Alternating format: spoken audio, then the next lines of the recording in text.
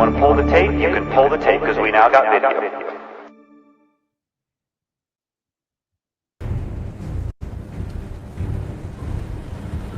Friday the 13th in JFAC. Holy moly, look who showed up. Folks, there's been some slashing going on the budget today on Friday the 13th. Welcome to Idaho Signal. Having a little fun here this morning. My name is Matt Edwards, and I thank you for joining us. We're going to get right into it because there was a lot going on in the Joint Finance and Appropriations Committee. Well, let's just call it the Budget Committee. This is where they're setting the budget. And today, on Friday the 13th, they were setting the maintenance budgets in here. Brian Allman was in the room for the last few hours, live posting on X, as well as just following along. And so I believe he joins us. He's able to join us. There he is. Good morning, Brian. Scary day there for some, not for all, in that room. Yeah, to listen to some of the speakers this morning, members of JFAC, the Budget Committee, this was very scary that these budget cuts are horrific and they're awful and people are literally going to die because of them. I mean, literally going to die. Let's play that clip. Do you have the die clip? Listen to this. I have so many comments here, but they're all about cutting staff, cutting services, clients relapsing, and we know with the hits to Magellan, the ACT team was canceled, and on the day they presented, there was another death. So now we've got 2 people who have died as a result of these cuts. I think this is really, really troubling, and we keep going backward, and I will oppose this motion. Brian, now, of course, we don't want to make light of people's illness, their conditions, dying, but to say that it's simply because we're cutting the budget, which hasn't really even happened yet, that these budgets haven't even passed yet. And we're talking, and they're already blaming things on the budget. And in addition to that, like you said, the governor's 3% cuts went into effect, late last year. And then now they're talking about an additional 2% cuts for next year. And yeah, they haven't even gone into effect yet. They haven't been passed yet. They just this morning, they went up to the floor. But remember, our state budget has increased 50, 60% just in the past 5 or 6 years. You go back to the budget in 2019 before COVID and all that federal money, and it's at one level. It's at like $9 billion or something, and then now it's over $14 billion. So how does going down 3, 4, 5% now mean the end of the world? How did we get by before all these increases? It's you get people in this mindset where not only does money solve all the problems, raising taxes and then using that for whatever you think is a good idea, but then you talk about taking a little bit of that away, and they act like it's the end of the world. It's literally an addiction. It is, and they literally think it's the end of the world. Let's listen again to Democrat Senator Melissa Wintrow and her some of her fears and how Co-Chair Tanner took it. Comments. Senator Wintrow. Thank you, Mr. Chair. I will oppose this motion mainly because one of the biggest oversights here is in juvenile corrections and the cuts that they're going to take in staffing. There's specific ratios for staff to children and people in their custody for very obvious reasons. And in fact, the Prison Rape Elimination Act requires certain ratios. And if we go below those ratios, we'll probably be in court, and it'll be a pretty ugly headline. And these are kids that need help, and they need support from staff. It will also cut into substance abuse treatment and staff connections with those kids. And when you think about it, these are kids that are coming from homes that don't have a lot of structure or support. They need all the help they can get. And to be cutting again right here is it's just inappropriate. And I think it will cause greater damage in the long run. And I just can't support that. Thank you. I'm sure the working group is going to look forward to working with you on your issues. See no other. Mr. Chair. Yep. Mr. Chair. You got another comment? Mr. Chair, I know we have a friendly relationship and we like to joke with each other, but today is probably a serious day. We shouldn't. So I'll keep my jokes to a side as well. I wasn't joking. I was saying that it's good for you to be able to go work with the working groups on some of the issues you have. So thank you. Ooh, boy, I'm telling you, man, it's okay. All right. Yeah, the deeper point there that Representative Tanner was making is that, and they went back and forth on this a lot this morning, is that these are the maintenance budgets. These are the base budgets to keep the lights on. And yeah, they're cutting them down a little bit from last year. We have to. We've got to be cognizant of how much money we have and we don't have, which I know Senator Carlson mentioned. But now it's up to all these working groups. These members of JFAC are breaking off into little subgroups where they're going to, go through the budgets with a fine-tooth comb, with a magnifying glass, and figure, okay, we need to meet these 2% and on top of the governor's 3%, so 5% reductions. Where do we prioritize? And that's something that I think a lot of people on the left don't really get. They don't like the idea of prioritizing. They think we can just do everything. We just raise enough taxes and we can fix every problem in the world. But that's not how the world works. Everything is scarce. Money is scarce. Time is scarce. Resources are scarce. So instead, what they're going to do is, as Tanner said, they're going to go through and decide, okay, what's a priority? And if Senator Wintrow believes that, some of these substance abuse programs or juvenile corrections programs are a priority, then that's, she needs to work within that working group to make sure that those get funded. But that means, okay, we're going to have to then reduce something else to make up for it. Exactly. And that's the working group. That's what they need to do. And there's also the quote enhancement budgets, the things that come later that may or may not get through. But the whole point is you got to go do the work. And that was interesting is Senator Phil Hart, who's been beating this drum about how much work the legislature does have to do. And considering how much funding the legislature itself has compared to the rest of the government, he tried to make his point again. Let's watch Senator Phil Hart. Thank you, Mr. Chairman. Just a comment. The legislative branch's budget before us is $13 million. If I compare that to the overall state budget of about $13 billion, our branch of government is getting about 1/1000th of that pie. So given that that's the bandwidth we have to work with, I think we're going about this the way we have to. All right. Thank you. Fair point. Fair point. They only have so much time, resources to be able to do the things they need to do. And so we made a joke at the top of the broadcast here of Jason Voorhees from Friday the 13th coming in and just slashing the budget. And there's no way around it. I mean, this is what has to happen. And quite frankly, Brian, I'm like, this is what has been needed. This is what the people have been calling for years, especially as you point out, that our budget has grown 50 to 60% in just the last 5, 6, 7 years. That's right. And, Senator Hart, he's been, beating this drum for a while. And I think it's worth, focusing on a little bit. I wrote an article about it last year when they were debating the pay raise, that we have, it's supposed to be a co-equal government. The legislative branch is our 105 legislators who are elected by us, and they're supposed to make laws, including setting the budget. That is their constitutional duty. And then you have the executive branch, which is supposed to implement those laws, carry out what the legislature passes. But they are full-time. They are a massive bureaucracy, whereas the legislature is just these 105 men and women who are here for 3 months out of the year and paid, $25,000 a year. And yet we expect them to do the work of holding the executive accountable. Yes, absolutely. Yeah. Excellent. Okay, let's watch another exchange here. Because it wasn't just the Democrats that were so scared of all the spending. There was a lot of frustration from some of the more progressive Republicans in the room, specifically here, Senator Cook. Let's watch this. I only want to speak once today, and that's on my plan, is just to speak once and hold your applause for that, if you would. But I'm only going to speak once because I believe the critical flaw exists in all of these budgets. And so let me just explain, and then I will be quiet.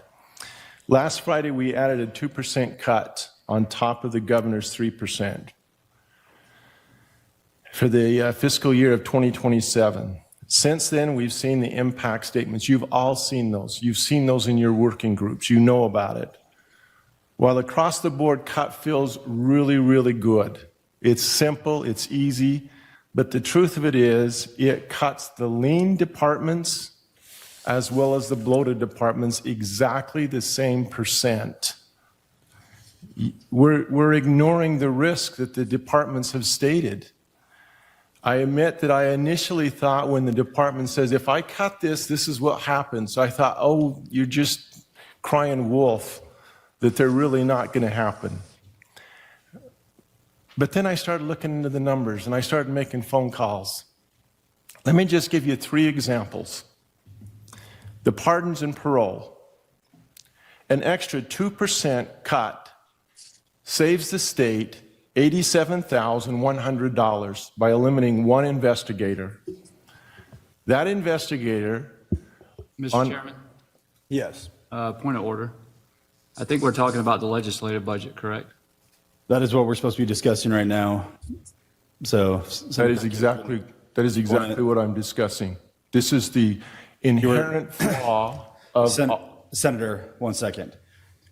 You were discussing a whole entire different budget than what we're actually looking at in the motion that's before us. So if you would bring it back to the legislative budget, if you want to discuss that, there are those future budgets that have those issues in there. So if you wouldn't mind sticking to the legislative budget that we have before us, I appreciate it.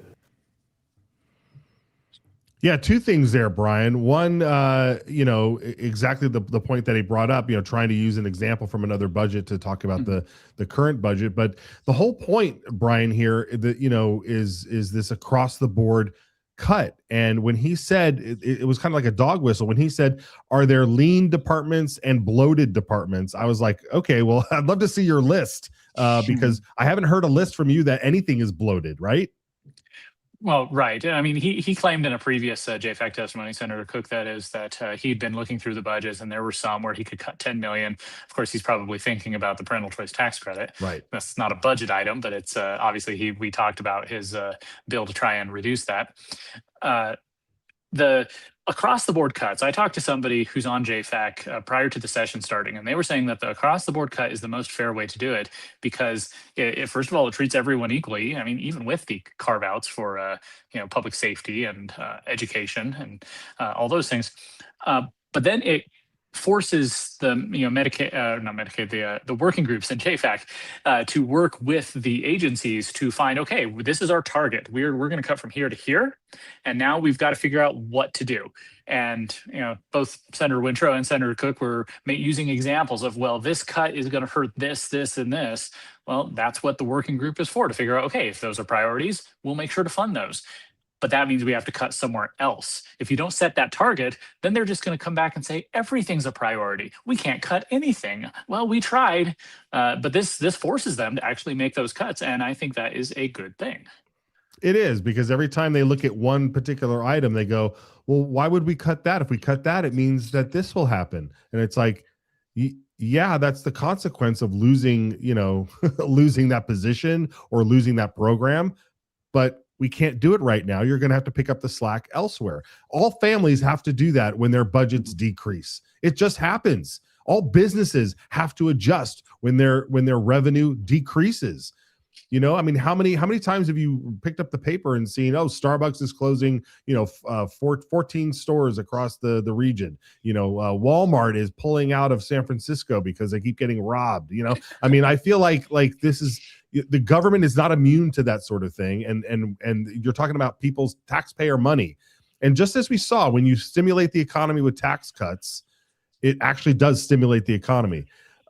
Cook and Tanner had some more exchange. Let's watch that. He wasn't lying, or he was lying when he said he only wanted to speak once. Let's watch this.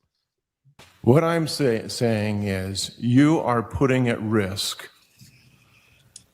You are putting at risk because you're saying, and we have been told this, including our co-chairs, that we can fix this later as enhancements.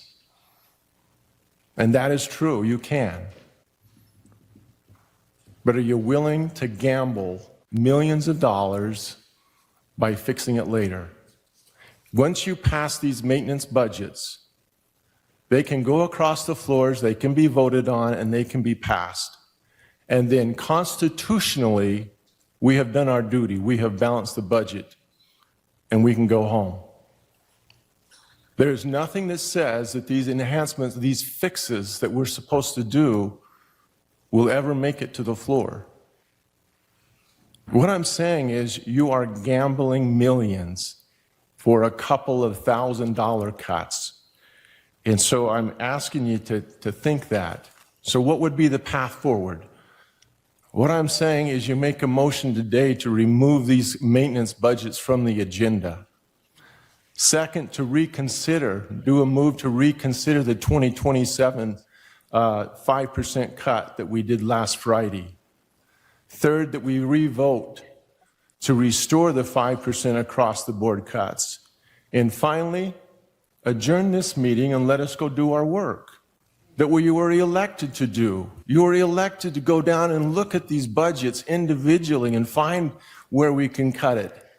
That's the responsible way to do it. We don't cut things across the board. That's what we need to do. And so members, you were elected to make hard decisions. Not an easy decision. So with that, I'll shut up. Thank you. Well, thank you, Senator Cook. I will speak to it just briefly. I think you had stated in there that it felt really, really good to take these cuts. I disagree with you. I think this is a very difficult decision in general. We do have a maintenance budget process. We do have an enhancement budget process. What we needed to make sure that what this committee actually had before it was something that gave the maintenance budgets a structural balance for the bottom line, and that's what we did. Now, going forward from the enhancement budget, I think the senator, what his concern is he's fearful that all of a sudden he's not going to be able to get anything additional out. Now, that is why we, the co-chairs, are not in the working groups. This is you guys. This is the committee itself to go through these working groups, to go through and add in and bring back down other areas that they see. If there are concerned areas, and I've heard of several that different people have brought forward to me, some of them I'm less concerned with, some of them I agree with them 100%. There are concerns there. But that allows you guys to do that work as a committee. Now, we still have to send those ones to the floor. They still have to go through the floor up and down. That's another concern from people. We can't control every last concern of what happens with our body. It'd be nice to just control everything from this body and just say, we're going to go. But that is the work of this committee. And that's what when you sign up for JFAC, that's what you sign up to do, is go through and do a lot of this work. So we're not, this isn't a dead all, end all, be all, like the senator had actually stated. This is we're setting the bottom line aspect of it. And then from there on, we will be working throughout the working groups. And I think you will see a lot of different changes within some of those budgets as they come forward. So, may I comment on that, please? If you want to comment one more time, you said you were done, but I mean, if you want to go one more time. Well, you brought up and questioned what I was saying, so that's why I would like to comment, if that's okay with you. Sounds good. Go for it. So you were saying a structural balance, and that is true. But that's what we voted on when we decided on projected revenue. We had a structure. And now you went and put some of these cuts in that you and I both know is going to cost the state millions of dollars if we don't get a chance to fix it. We are passing something today that has the potential of breaking the state. And you know that. And I can give you examples if you will let me. Thank you. Thank you. I believe in no way that this will actually break the state, so... Yeah, so here it is. This is the battle between a progressive Republican and a fiscal hawk Republican, right, Brian? Sure. It comes down to that difference in worldview. Is the solution to every problem more government spending, or should we reduce government spending, stop the government encroachment into the private sphere, lower taxes, which will actually stimulate the economy? That's what we've been riding on for the past 15 years, outside of the COVID blip.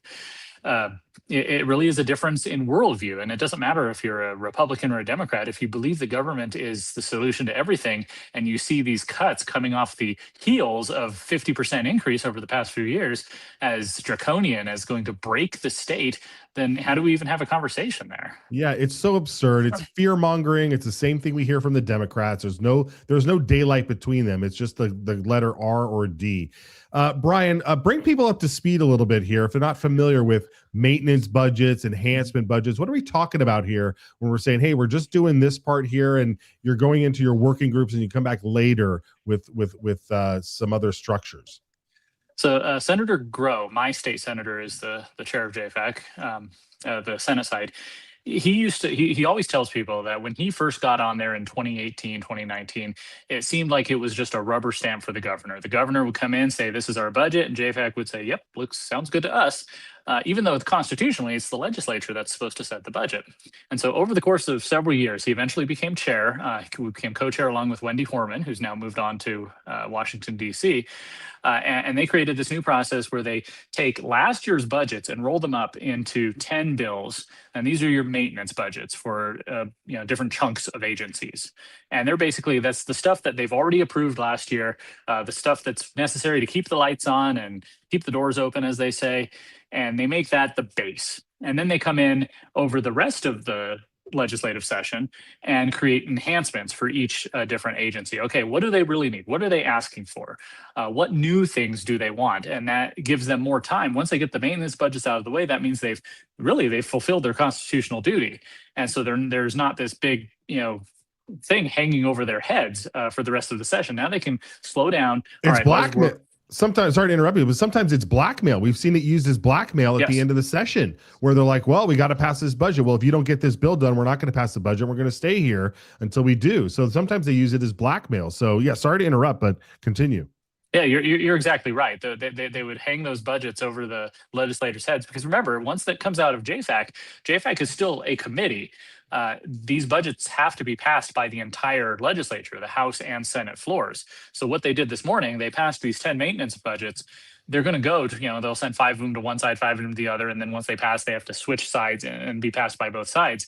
And the people on the floor, they might have some questions. But when it comes to the enhancement budgets, the stuff above and beyond, now they can't hang it over their heads because these 10 will be done. And they'll be able to really debate these new enhancements. And that's what happened last year. And when I first started watching the legislature, having a House or Senate floor vote fail on a budget was unheard of. They almost always just sailed through with, a few fiscal conservatives voting no, but the majority just saying, yep, we trust JFAC, we trust the governor, let's get it going. Now what they do is they'll actually kill them.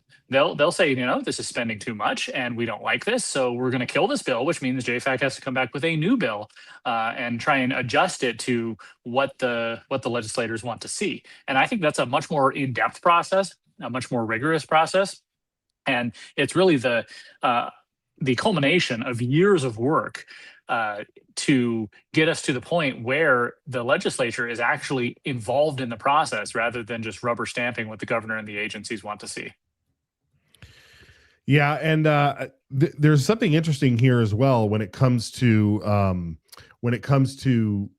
voting no on a budget, right? Because when you vote no on a budget, whether it's out of because it's ballooned so high, or you vote no because you think it cut too much, the effect is the same, right? It's you go home and your opponent says you voted to defund X, you voted to defund something. So, I mean, all these guys here who've used these tactics against their fiscal hawk opponents, they don't like these budget cuts. So they're voting no. Well, guess what? Somebody out there might just start dropping mailers saying you voted against education. You voted against Medicaid. You voted against grandma and little grandchild's. So it goes both ways. And it just exposes the deception that is and the politics that goes on with all of this stuff. And it really is the best way forward here is what you're doing. It's slashing across the board, not playing favorites, and then telling the working groups to go in there and figure it out. And one more thing to add there. 2 years ago was the 2024 legislative session. They were implementing the maintenance budget process for the first time. Wendy Horman was out sick one day. It was on Groundhog Day. I remember that. And the more progressive, moderate, big spending Republicans joined with the Democrats to completely overrule the process. They used alternate motions to, instead of putting forward enhancements, we're just going to do the entire budget the old way we did it, the rubber stamp way. And that was, Senator Groh told me that was the worst 2 hours of his life, sitting there and watching his committee completely undo all his work. But thankfully, the folks on the House and Senate floors, they stood firm. If you remember that year, there were a lot of power struggles. The House Majority Leader at the time got ousted over it. It was pretty crazy. It was fun to watch as somebody on the outside. But it does show that Senator Cook and some of the others, I think, still have not accepted that this is the way we're doing things now. They really want to go back to the old way. Yeah, they do. And we were live on the air during those days and broadcasting each day. We had told everybody who was behind the scenes, who was making noise, and it was at the time Representative Blanksma and I believe also Senator Abby Lee at the time. They were both back there doing that stuff, and we activated our audience to call in and give support to this new budget process. You guys called in so much and sent letters and emails and whatever you did to contact your legislators to get this type of budget process back 2 years ago that I was getting calls saying, can you please have people stop calling? Not because we're not going to do it, but because we're going to fight. We're going to do it. But there's too many distractions with people calling in. And I was just like, oh yeah, sure. Yeah, we'll do that. No, keep calling. We're the ones in charge here. They work for us. They're spending your money, and we're going to make sure that they get it over the line. Yeah, there's some footage from those days there too. Senator Scott Herndon, District 1, who is running. I hear he's running again against Woodward. So yeah, very fun times back there 2 years ago, Brian. Okay, so that being said, we had did we have one more video? No, that was it. There was a lot going on. You were posting it on X today in a thread. Any other exchanges, any other things that you saw today that you just kind of felt eerie about, worried about, or do you think the way that they were voting, let's talk about that, the way they were voting, because then the budgets came up and they were all passing, right? Mm-hmm. Yeah, it was there were 6 people in the Senate and 6 people in the House who voted yes on every one of these new budgets. And that was impressive to me, especially considering what happened 2 years ago, that you have 12 people on the Joint Committee out of 20 who are holding together. They've got a plan. They're carrying it through. And I told several people during the hearing that if you'd told me a year ago that we'd actually see JFAC cutting budgets, that it seemed unlikely, but here we are. And now we shouldn't get too in over our heads. They will be adding more in the enhancements, and so it's not going to be some massive draconian cut. We're not going back 5 years to a $9 billion budget. But right. I think they're making a lot of improvements to the structure of the budget, cutting down a lot of ongoing expenditures and turning them into one-time expenditures, meaning they'll have to come back to the legislature next year and get them approved. So it's, I think, a lot of good work. And it's exciting to watch. It's not going to satisfy everybody. The real hardcore budget hawks want to see even more cuts. But I always say politics is about the art of the possible. And this year it's possible to actually see some budget cuts. So let's get as many as we can and just enjoy the ride. Yeah, absolutely. Especially on Friday the 13th. For those just joining us, here was what it looked like earlier when Jason Voorhees walked in on Friday the 13th, ready to slash the budget. Brian, good to see you, my friend. Have a great weekend. Everybody follow Brian over on X at Brian Allman. And where else, Brian? And of course, at gemstatechronicle.com, I wrote about Senator Cook and his proposal to reduce the parental choice tax credit yesterday. And I have no idea what I'm going to write about today. It's been a crazy morning. Yeah, it has been. Maybe JFAC. So. Yes, excellent. Very good. All right, friend. We'll see you next week. Have a great weekend. All right, everybody, let's take a short break. We'll be right back. There's still a lot of stuff going on in the committee, the House and Senate floor. Not sure, guys, are they still going over there? Well, no. We'll check in on that. And we'll get you up to speed as we head on into the weekend here in the beautiful free state of Idaho. We'll be right back.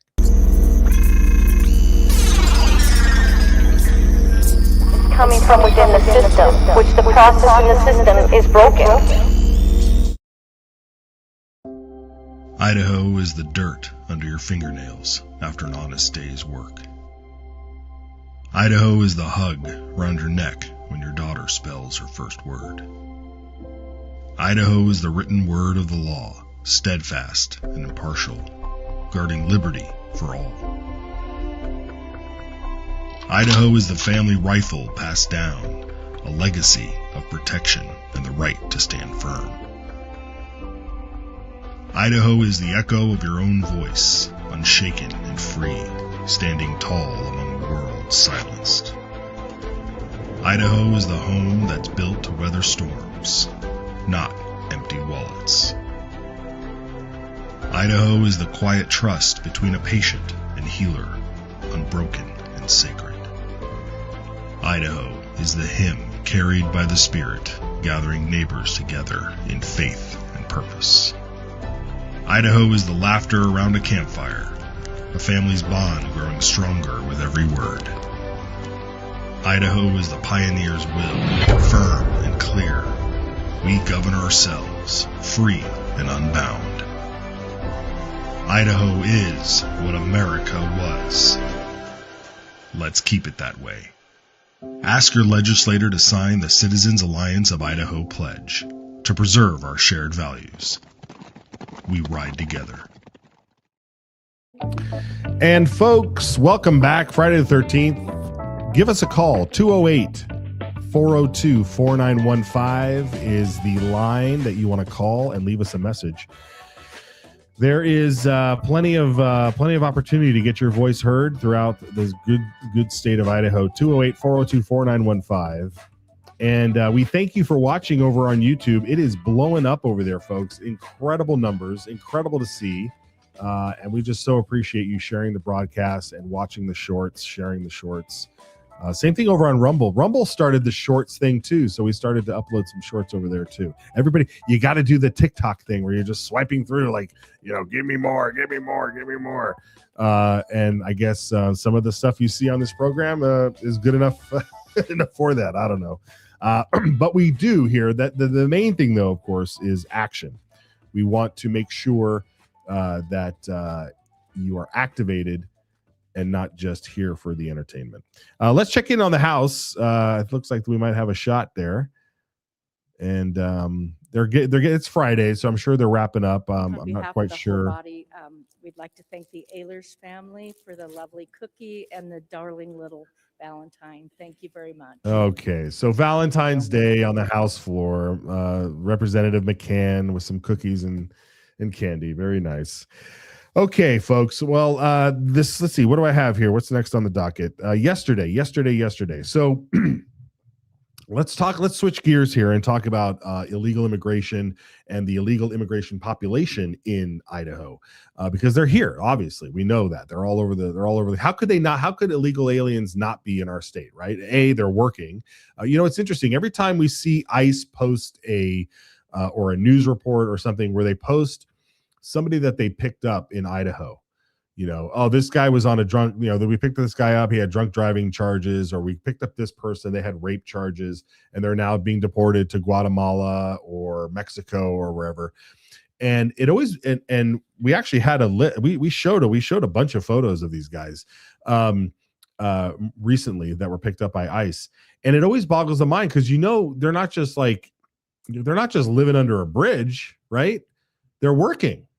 Where are they working? All of these violent, criminal, illegal aliens. Where are they working? Are they just gangbangers? Or are they just out there selling drugs? Yeah, here they are.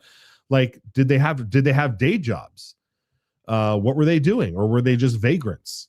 It may be true across the board. There might be some that were just vagrants, but and I don't know when they got here. But the fact is that usually these guys are working, and I'd like to know who their employers are. So. Excuse me. So ICE, when you list everything out here, maybe you could ask them where they work. What's their job, right? And find out who their employers are, because we know they're out there. So I digress a little bit because a couple of weeks ago there was a press conference where a bunch of our champions here debuted the fact that they were going to be running a bunch of bills dealing with this illegal immigration and trying to do as much as they can in state. Because remember, dealing with illegal crossings and folks that are in the country illegally is a federal issue. Only the federal government can enforce that. And so that's why we have ICE out there doing what they're doing. But in the state, there are a few things that we can do, and they've been unveiling some bills to get through the legislature to tackle some of these things. Representative Hawkins presented 2 of them yesterday as RSs to be printed. So they haven't come back for a full hearing. This is just to whet your appetite on what they're working on. The first, let's listen to the first one here, dealing with memos of is this the memorandums? Let's watch that.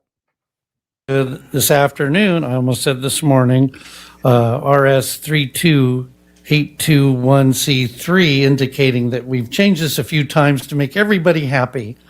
What this does is it creates a memorandum of understanding between local law enforcement. I want to emphasize local, county on down. This does not include the state police. The state police already have an understanding with the governor's office and ICE and other organizations that deal with interdiction with illegal immigration and other things like that. What this, what this does is create that same thing from the sheriff down to local law enforcement. I've spoke to sheriffs. The main concern in the beginning was training. It is a 40-hour training course that those fees are all covered by the federal government. So there is no cost to the local law enforcement for that. And with that, here we are. Excellent. Thank you, Representative. Committee, do we have questions? Representative Price. For a motion, Yes. I move that we She moved to introduce it, and the committee did, and that will be on its way. And again, this is so that the county sheriff and the local police departments can work with ICE, because right now there is no coordination. You know, there's no, you got to set these coordination things up because of jurisdiction rules and all that. And it's interesting. We want to follow the law, right? That's the whole point, the rule of law. So let's just pass these things. Let's give the ability to help in these situations, and let's do it the right way. That way, nobody can come back in court and say, well, this was done outside the jurisdiction, and now you got to let me go. So it takes time, but we got to get these things done. And this mess that we're in because of the last, and I'm not just going to say the last 4 years of this country's leadership, but the last 4 years were pretty bad with Biden and the open border. Okay, the next one here that Representative Hawkins had was, let's go ICE. You're right, buddy. Is this next one here had to deal with the population in the jail system. Let's listen to this. L. Hawkins Legislative District 2. This is another bill that deals with immigration issues. This is a little different. This one is asking that we get tracking numbers. We did know that recently there's a number that came out that we have about 300 people in our prison system that are not U.S. citizens, costing the Idaho taxpayers quite a bit of money. And this one does not deal with that per se, but the reason we're trying to gather this information is to find out how much money the taxpayers of Idaho are spending arresting and housing in local county jails and city jails. That is what this bill here before you does. It asks for some generic totals of these numbers to be brought up so that they can be displayed so we know what we're spending, and maybe finding different avenues to get reimbursed for such things. Idaho taxpayers are on the hook for all this, and some of us don't think that's right. Excellent. Thank you, Representative. Committee, do we have any questions? Okay. Oh, sorry there. Representative Cheatham. Thank you, Madam Chairman. Representative Hawkins. How does one prove your citizenship? I mean, if I had a problem going home this evening, I don't know I have anything on me that proves I am a citizen of the United States. Representative Hawkins. Madam Chair, Representative Cheatham, you have a Idaho issued driver's license. Idaho does not issue driver's licenses to people who are not legally in the state. Yeah, I thought everybody kind of knew that, but I guess in some states they are issuing driver's license to illegals. I don't know. Did Cheatham think that that we passed that bill a few years ago. Senator Guthrie was out there trying to get a driver's license for illegals. That's his seatmate in that same district. So maybe that whole district thinks that was a win, and they already have that. So very, very interesting line of questioning there. That being said, yes, that we need those numbers. We need to know how much it's actually costing us to do this. There was another bill that dealt with the same thing in schools and in hospitals. Like, if it's easy enough to just count how many people, and it's easy enough to count how many women are coming through, or how many, they track race a lot, and all sorts of things. So let's check to see who is here illegally or not, just so that we know how much resources are being spent on illegal aliens in our state.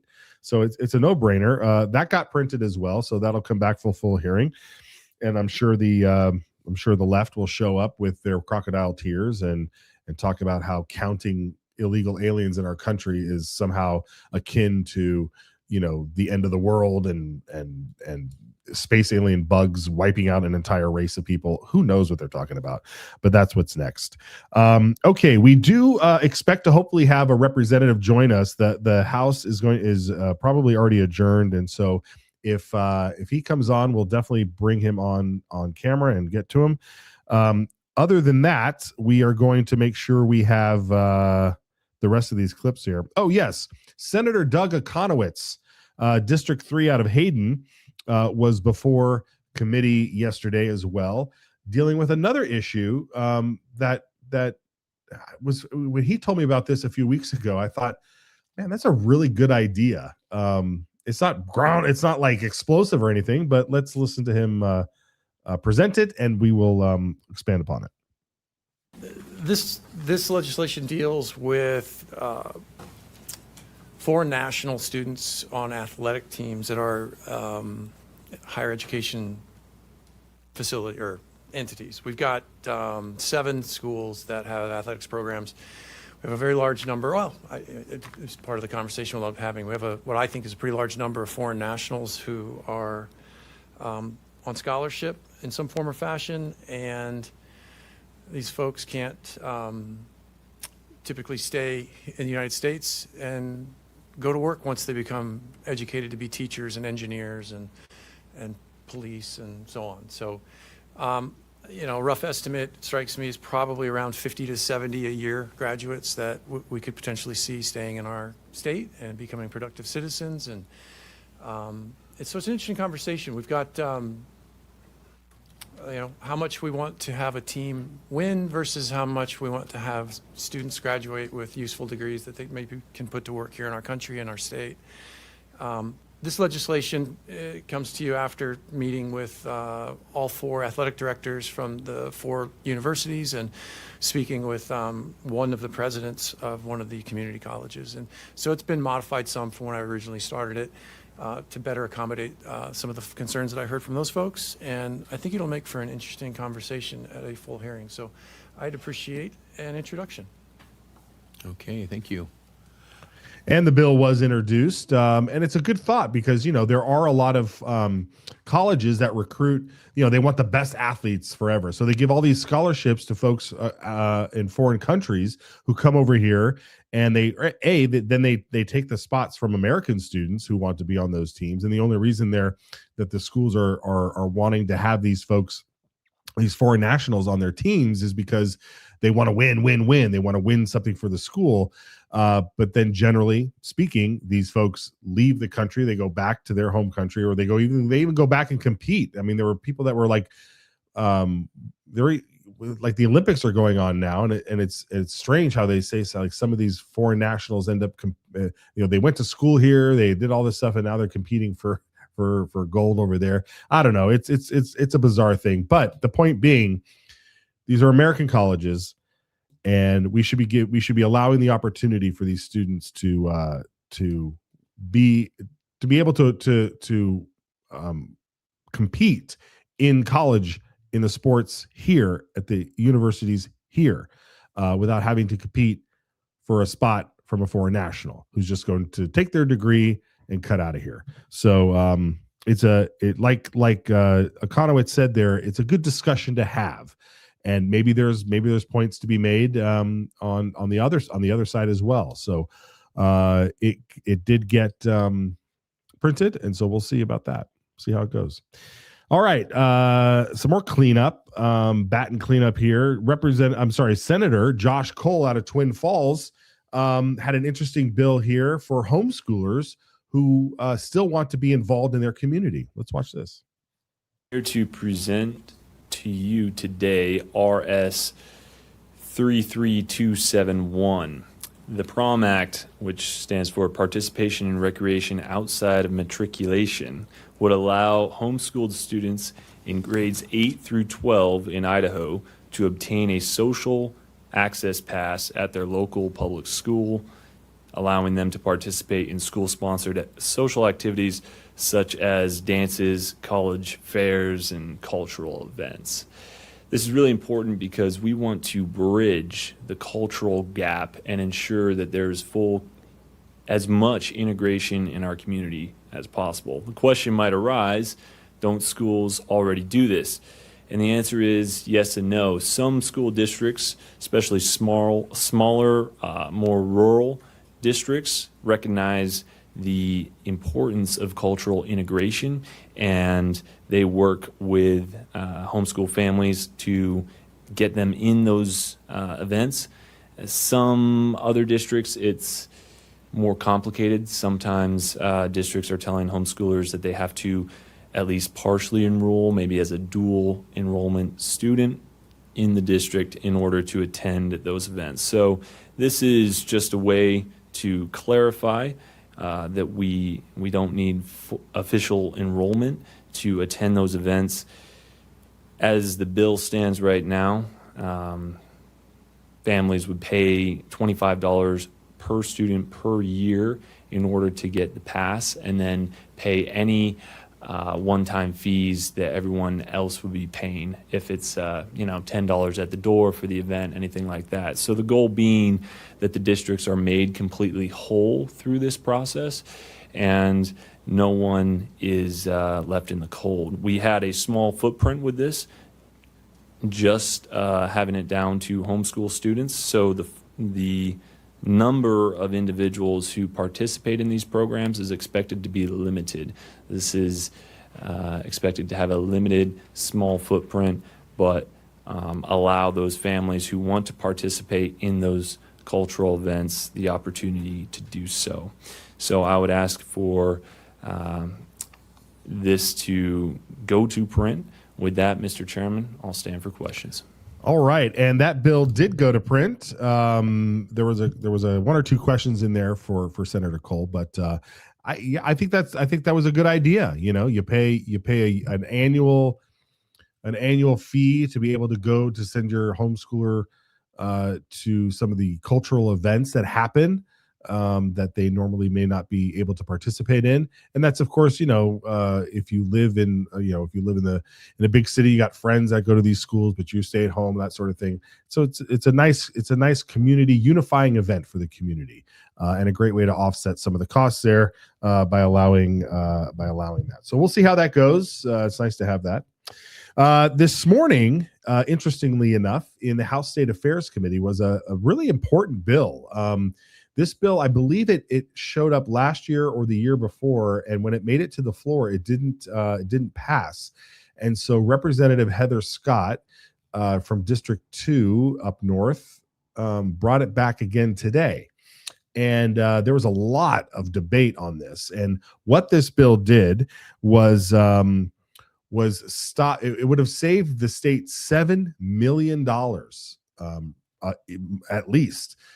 From all of the dues that are paid by agencies and state employees to be able to belong to some sort of professional membership, to have a membership to some professional service or some professional union or club or whatever's out there. You know, if you're part of the association for bookkeepers, you pay a yearly fee of $250 and you get access to all sorts of things, supposedly to help your job. Well, all of these memberships are just like through the roof and costing the state like $7 million apparently. And so so this was a bill that would say no more. Like, you want to belong to that. If it's not a requirement of your job and you just want to belong to it, you can't have the state pay for it. Well, there was an exchange here between Representative Scott, the Republican, and the Democrat Representative Hawes, and it was pretty fascinating. Let's watch some of this. There yet? Okay. Representative Hawes. Thank you, Mr. Chairman, for a question. Certainly. Representative Scott, I suppose I'm confused because we have agency budgets, correct? Mm-hmm. And aren't they within their agency budget deciding how they're going to spend their budgetary money and their allocation? We have control over the budget, right? And so why do we need this if we are already setting the budget and the agency is doing its work for the state of Idaho, and they decide, we got X amount of budget dollars and we're going to educate some of our staff. And the way we do that is we send them to a conference and they learn from leaders from maybe all over the world about a particular subject that helps make our state better. I just don't see, what the problem is there if we're already setting the budget. Representative Scott. Thank you, Mr. Chairman. Representative Hawes, the JFAC does set the budget, but we set policy. And the policy I'm trying to get here is we will not use taxpayer funds to pay for memberships, fees, and dues that don't have the exemptions that we talk about that aren't required for maintaining their job or certification. When you look through these, if there's a hearing on this and you look through these, you will be appalled on where your money's going. And so that's my point is, if it doesn't have to do with their government job, why are we spending money on nonprofits? That is not the government's role to be funding nonprofits across the state and country.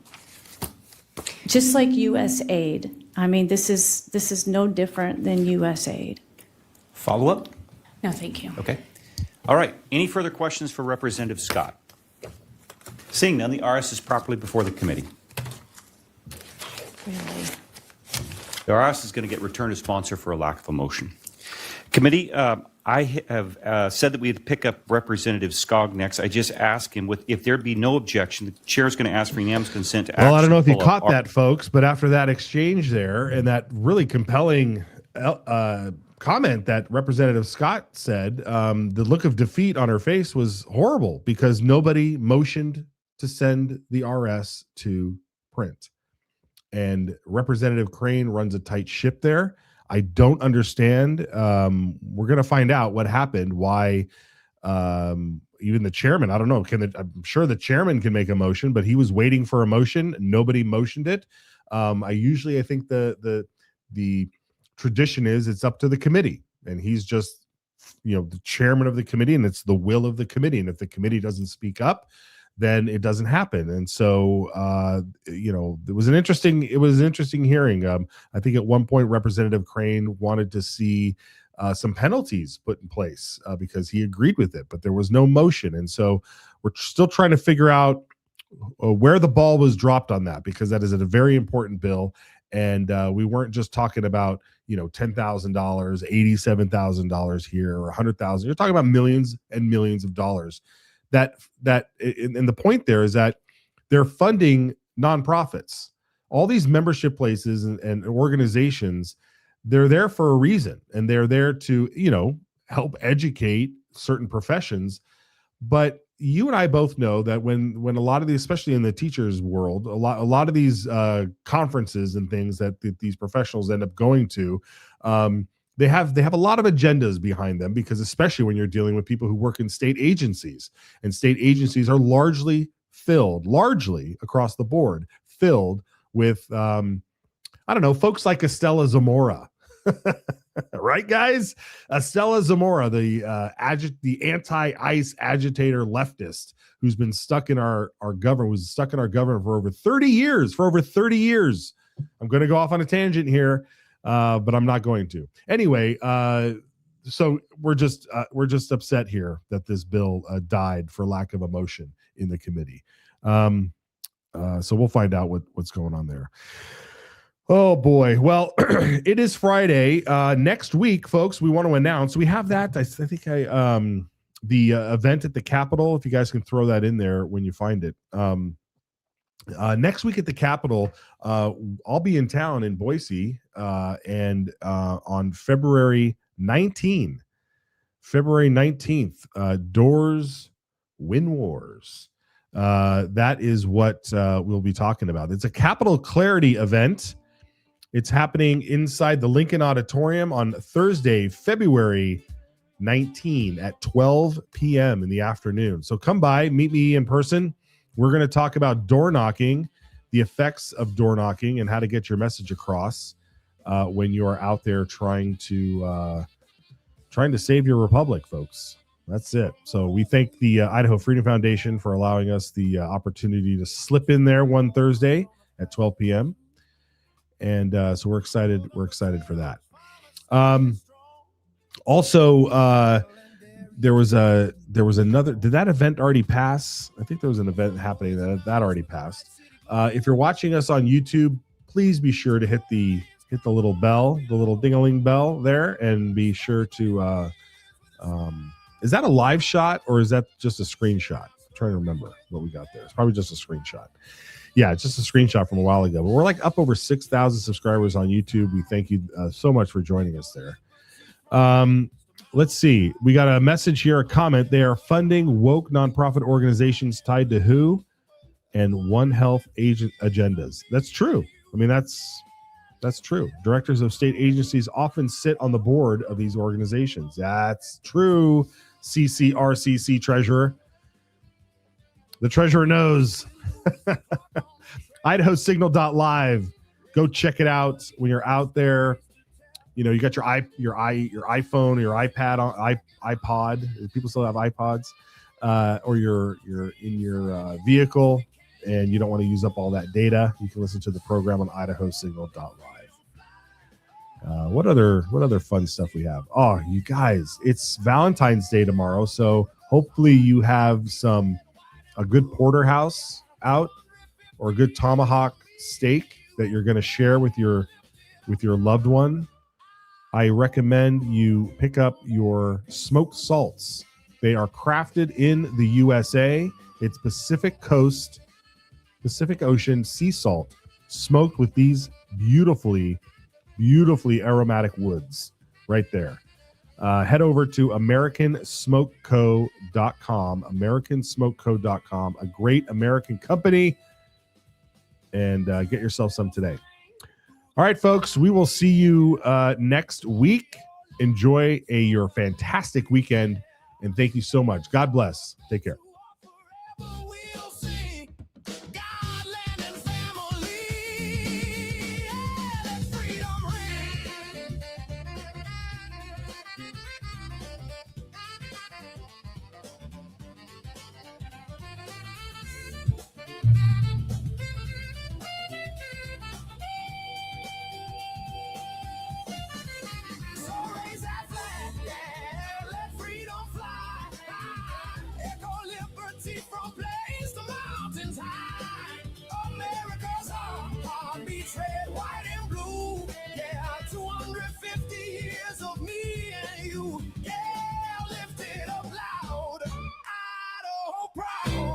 American truth.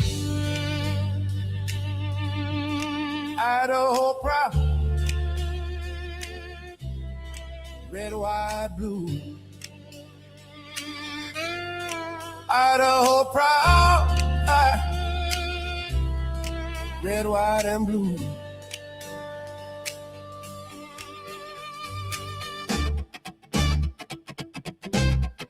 Red, white, and blue.